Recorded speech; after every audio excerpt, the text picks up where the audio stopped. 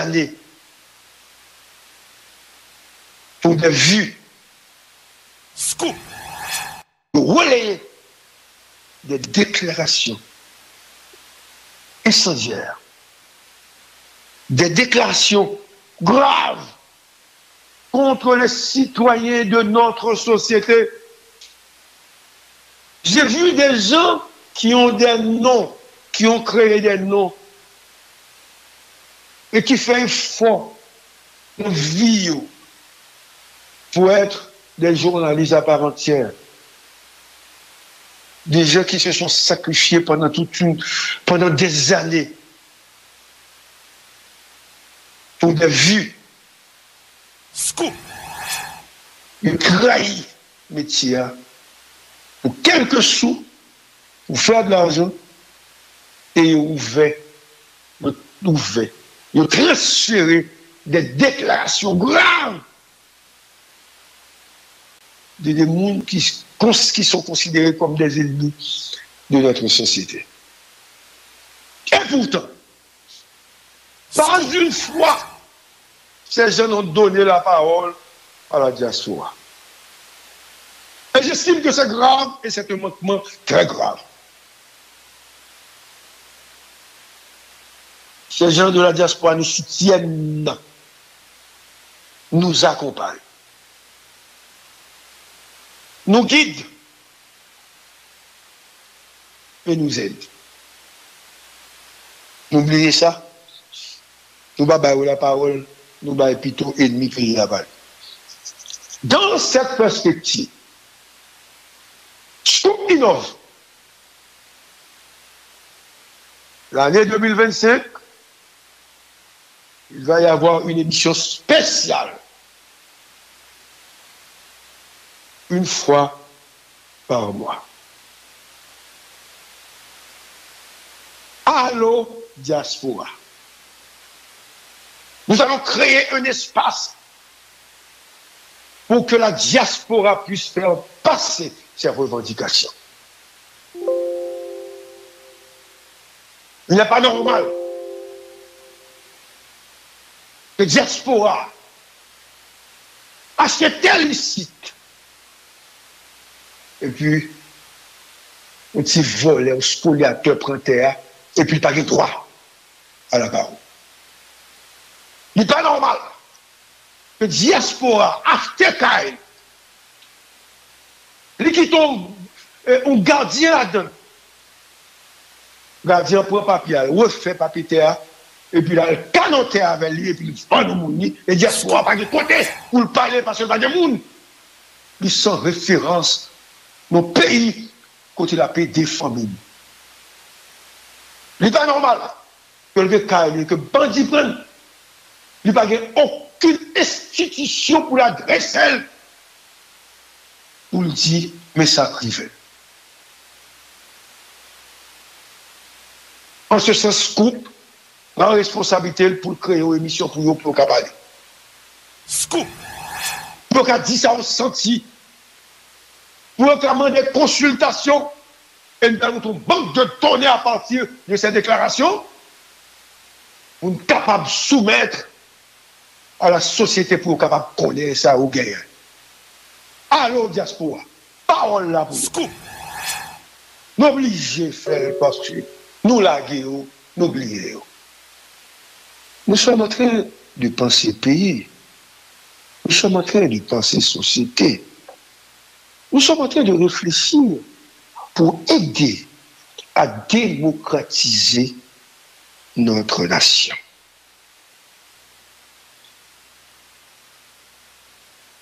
Je dis donc merci à tous. Merci aux sponsors. Même si pas gagné encore, parce qu'il y a une crise. Mais ils nous avaient accompagnés depuis des années. Aujourd'hui, ils sont en difficulté. Nous continuons à diffuser leurs spots. N'oubliez faire. Scoop. Mais nous-mêmes, nous barrons cette une pour vivre. Parce que nous avons un classement qui, à genoux, moun qui pipa ou pas vu ou pas exister, ou transformer en mendiant ou en protecteur de bandit, ou c'est bandit qui a distribué comme bayo, et puis il y a pas de bravo, ou pas qu'à continuer pour ça. Parce que l'État est absent et inexistant. Et il n'est pas capable de l'autre type de comportement. Parce qu'il n'est pas capable de faire comme si il n'est pas là-dedans. Sinon, il a mouru. Ce matin, je ne peux pas m'adresser au CPT. Je ne peux pas. Parce qu'ils n'ont pas, les conseillers n'ont pas de volonté, n'ont pas les moyens nécessaires pour résoudre la problématique. Les politiciens, les partis politiques, les parties prenantes, ils ne peuvent rien faire. Ils fonctionnent à coup de condamnation et de notes de presse. Je peux ce matin encourager la police nationale, à continuer à sécuriser certains endroits de la zone métropolitaine. Mais je ne peux pas demander à la police nationale de faire le travail de l'armée, de faire un travail pour lequel il n'a même pas de compétences pour capable de faire. On n'a qu'à condamner directeur général de la police pour dire monsieur sont incompétents, il n'est pas capable. Pour qui ça pour dire DGA pas capable? Tout le monde qui était là, ils ont retiré parce que ils pas capable. Vous le vide là, qu'on y a dit pas capable. Nous prenons son monde qui est l'institution déjà, qui est en poste, qui a travail, qui n'a pas de résultat. Donc, nous posons, nous analysons les problèmes de manière superficielle. Les problèmes sont plus profonds que ça nous paraît. Je me pose cette question ce matin. Est-ce qu'il y a une réflexion des autorités, de ceux qui se disent chefs, autour de nos malheurs? Est-ce qu'il y a cette réflexion qui se fait avec les conseillers, avec les membres de leur cabinet? Qu'est-ce qui se dit? Qui sera passé entre eux-mêmes? Et c'est pour ça qu'il n'y a pas vraiment de résultat. Et que tout le monde pensait que négocier comme bien réglé, c'est une question de poste. Je reviens à ce qu'il y a eu comme problème à Montgrand-Gilles. Tout l'État pas qu'à régler un petit problème de un petit bout de route quand bas ou bon côté c'est la boue la pluie a tombé. Ou l'État, oui, pas qu'à résoudre ça. Et des milliards de dollars ont été dépensés pour l'achat de matériel sous Préval, sous Jovenel. Donc, l'échec est total.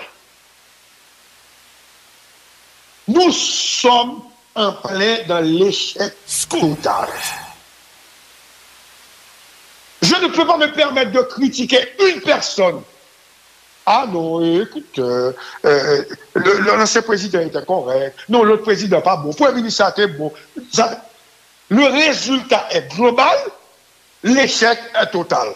Donc, nous, même les nous pas pouvoir, nous pas qu'à résoudre le problème. Les nous de pouvoir, quand ça nous fait, nous critiquer les gens qui fait venir pour nous-mêmes, soit nous retourner, ou du moins nous prenons place dans le bon table politique qu'il a, contre ces grands enjeux, seulement parce que pas de réflexion qu'a fait pour le pays. Scoop. Voilà en gros ce qui se passe dans ce pays ce matin. Et, résultat, clair. On imaginait, matin, nous pouvons même journalistes, médias en ligne, ou éviter à couvrir réouverture l'hôpital général. Et puis, ils ont tiré sur le monde. Deux journalistes mourus, un policier mouru, 7 autres qui blessés. Attendez-moi, ça passe là. Regardez, c'est la preuve parfaite de l'irresponsabilité des autorités. Et je me permets ce matin de dire, en ce jeudi 26 décembre 2024, c'est grave. La tragédie survenue à l'hôpital général de Port-au-Prince le 24 décembre est un rappel brutal de la réalité complexe et dangereuse à laquelle nous sommes confrontés en Haïti. Cette attaque armée qui a coûté la vie à 2 journalistes, Mackenzie Natou et Jimmy Jean, ainsi qu'à un policier, Daniel Renaud, Scoop. met en lumière, nous permet de constater, de vivre les conséquences désastreuses de la légèreté et de la naïveté dans les négociations des autorités avec les gangs. Le ministre de la Santé publique, le docteur Dukenson Lorté Blema, se préparait à rouvrir le plus grand centre hospitalier du pays. Cependant, cette tentative de réouverture s'est transformée, je dirais, en cauchemar lorsque des bandits regroupés au sein de la coalition Vivre Ensemble ont ouvert le feu sur une délégation de journalistes présents pour couvrir l'événement. Comme je disais tantôt, le bilan est lourd. 3 morts et 10 blessés, dont 7 journalistes et 2 policiers. Cette tragédie souligne l'importance de la prudence et de la planification rigoureuse lorsqu'il s'agit de traiter avec les gangs, messieurs les autorités, qui n'ont pas le droit de traiter avec eux pour ça. Si vous traitement qu'a fait, il faut faire un traitement au niveau national, pour tout le coup. Nous avons songé la semaine dernière l'incendie de l'hôpital Bernard-Meuse, dirigé par le frère Bittard, qui a montré que les gangs n'hésitent pas à détruire tout sur leur passage. Les autorités doivent faire preuve de vigilance et éviter, comme disait le responsable des droits de l'homme, Pierre Espérance, toute forme de négociation avec ces groupes criminels, je cite donc Pierre Espérance, pour prévenir d'autres morts inutiles. Selon Pierre Espérance du RNDDH, la population doit accompagner la police pour bloquer les gangs à cravate et les gangs à sapate qui tuent les enfants du pays. Il est impératif que les responsables de cette tragédie rendent des comptes. Le ministre aurait pu éviter, selon Pierre Espérance, ce drame en planifiant avec le chef du gouvernement et la police, plutôt qu'en se fiant à des garanties douteuses de la part des gangs. Dans cette déclaration, Pierre, le responsable des droits humains, a accusé une ancienne mairesse qui aurait donné une certaine garantie que les bandits n'interviendraient pas et qu'il aurait assuré que tout allait se dérouler dans le calme. Ils se sont trompés. Selon Pierre, parce que les gangsters n'ont pas d'état d'âme. Et je dis ce matin que Port-au-Prince est devenu une ville où les gangs rien maître depuis des mois. Le centre-ville, tout le bon côté de l'hôpital général là est littéralement occupé par des groupes armés. Et tout l'État comme ça. Et les symboles de notre capitale ont disparu. La réalité est que au crime, oh, excuse-moi, oui, c'est ça, pas au crime. Je pensais que j'allais parler de Port-au-Prince. Scoop. Notre capitale est bien réelle, elle est détruite. La destruction de la ville est bien réelle. Et il faudra, de toute façon, nous sommes capables, on le reconstruire, mais pour reconstruire, il faut mater les gangs. Auditeurs, chers confrères, chers amis des Scoop, la tragédie de l'hôpital général est un appel à la vigilance et à la responsabilité. Je reprends. Les autorités doivent cesser de négocier avec les gangs et prendre des mesures fermes pour garantir la sécurité de la population. La réouverture de l'hôpital général aurait pu être un symbole de renouveau, mais elle s'est transformée en tragédie à cause de l'irresponsabilité et la naïveté des autorités. Fuck! Gon monde qui paye pour ça. Journalistes n'ont pas qu'à mourir comme ça. Même si c'est médias en ligne, oui, mais ils informent. Ils informent nous. Ils étaient là pour informer nous. Autorité voyez à la boucherie. Ils doivent payer. Ils doivent être jugés. Mais c'est comme ça qu'on construit une société. On ne pas qu'à être compétent, parce que c'est pas l'école seulement. Non? On a une capacité pour organiser un événement. Si dans les premiers moments, pour l'hôpital de Chancerelle, il y a eu des négociations avec les gangs qui étaient marchés, mais ça a fait l'hôpital général pas qu'à marcher parce que quelqu'un aurait menti à ces hommes qui avaient des relations avec un militant qui a été assassiné, à respecter leur engagement. C'est ce qui se dit, mon Dieu. Vous croyez, c'est bagaille ça qui a passé là. Vous avez su mourir parce que vous n'avez pas de comme ou bien pas informé, ou bien parce que vous n'avez pas dit la police ça. J'ai consulté au nom de Scoop FM les autorités de la police.